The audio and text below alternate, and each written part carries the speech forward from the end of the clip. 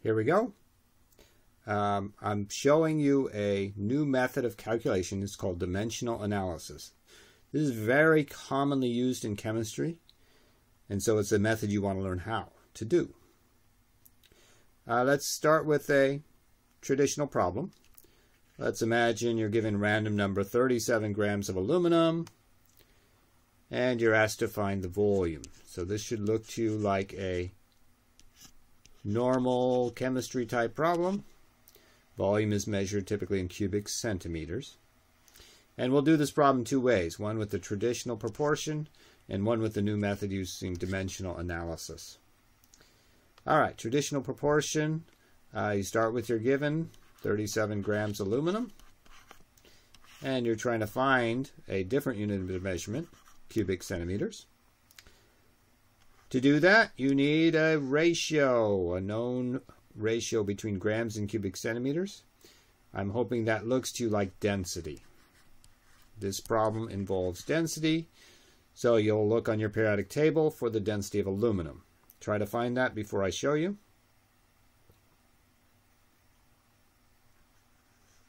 So this is what it should look like on your paper. Periodic table tells you 2.70 grams is 1 cubic centimeter of aluminum. That's the density. To solve this, you typically cross multiply. Go ahead and solve it before I show you.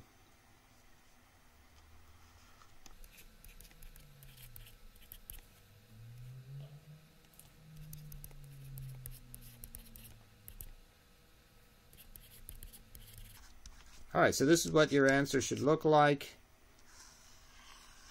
This is what your algebra should look like. And there's your answer. Now, the same problem can be done a different way using what's called dimensional analysis. Dimensions refer to the labels on the numbers, things like grams, moles, cubic centimeters. That's what is meant by dimensions. Dimensional analysis has a particular look to it. You start with some given value, multiply by what's called a conversion factor that has something on the top and something on the bottom. So it's a ratio. This conversion factor is always a ratio. These will have numbers as well as labels. And then you get your answer. So it has a different look than a proportion. It's one line straight across. Let's do this particular problem with dimensional analysis. The given is 37 grams of aluminum. The conversion factor will have something on the top, something on the bottom. The answer, in this case, will be in cubic centimeters. You can see that was stated in the very beginning. Given, grams, ending point, cubic centimeters. Conversion factor will have those two units in it. It will, in fact, be the density. This density is the conversion factor. But what's important is to decide what goes on the top, what goes on the bottom. What's in the answer is cubic centimeters. That goes on the top here. And these grams that we start with do not appear in the final answer, so they need to cancel. So if I put grams on the bottom here, I'm hoping it makes sense to you that grams will cancel grams. This is the conversion factor without numbers. I need to tell the truth. The truth is, according to density, 1 cubic centimeter is 2.70 grams. So you'll notice if you look at this red conversion factor that it is the upside down version of the way I wrote the density in the blue version. The reason I know it's upside down, grams must cancel. Cubic centimeters must survive. To do the actual calculation, whenever you have a fraction, you multiply by what's on the top, divide by what's on the bottom. Multiply by what's on the top. 37 times 1. Divide by what's on the bottom. 2.70. What you should see here is that I'm doing the same kind of math that I had in my proportion. It's going to be 37 divided by 2.70, which is going to get me the same answer. It has to get the same answer. There's only one right answer to the question. But it does so in a way that looks significantly different. So 13.7 cubic centimeters is the answer to the problem. Now what I'm putting in a green box here, what I'm circling with my big green rectangle, that is dimensional analysis. A given times a conversion factor leading to an answer. It's a different way of doing calculations. You may find that you really like this method. So learn how to do it, and then maybe it'll be your method for the rest of the year to do all these chemistry calculations. I'm now doing a second example of dimensional analysis. This one you can see the given will be in moles. So here, random number, 1.24 moles of calcium chloride. And let's say the destination this time is to find the number of grams. So you've been doing problems like this with proportions, and we'll do this one also with the proportion, but then I'll show you how to do it with dimensional analysis. I'm hoping you see that the tool this time, the conversion factor, is going to be molar mass. That gets you a relationship between moles and grams. All right, traditional proportion, 1.24 moles, CaCl2, clearly labeled. How many grams is that? Need a defined ratio, which is the molar mass, 1 mole.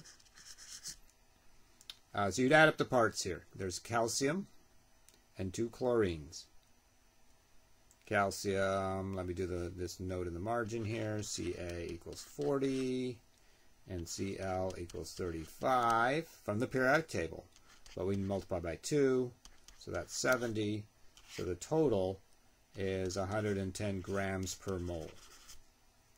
All right, so that's my conversion factor. That's my ratio. 1 mole is 110 grams. So I'm hoping that looks perfectly normal to you.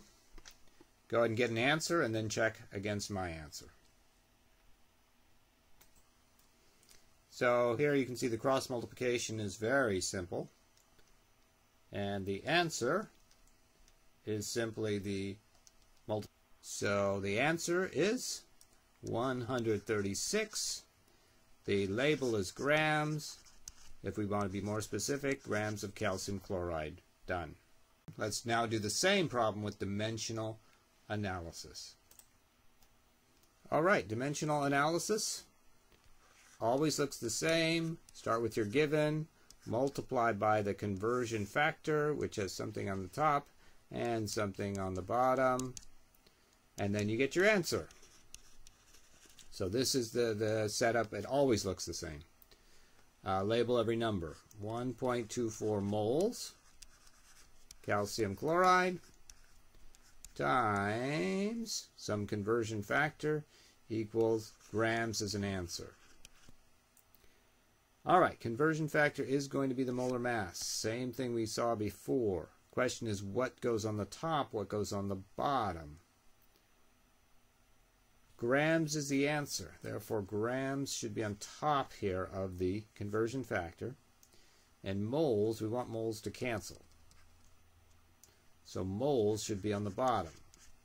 I'm hoping this looks to you like moles, cancel moles, and then we're left with grams as the unit of measurement for the answer. The truth is 110 grams is 1 mole of calcium chloride. Therefore, this is the correct setup.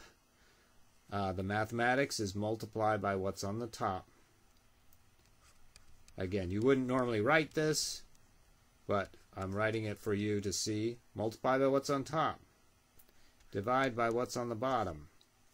And you would see that the answer is exactly the same kind of math we did before. 136 grams CaCl2. So this is what dimensional analysis looks like. It is a method that I want you to learn how to use. Your textbook uses this. Many chemistry teachers, this is the only method they teach. They don't teach you proportions. So it's something you want to be able to do, And then you can decide, after you've learned it, whether this is the way you'll do all your problems or some of your problems.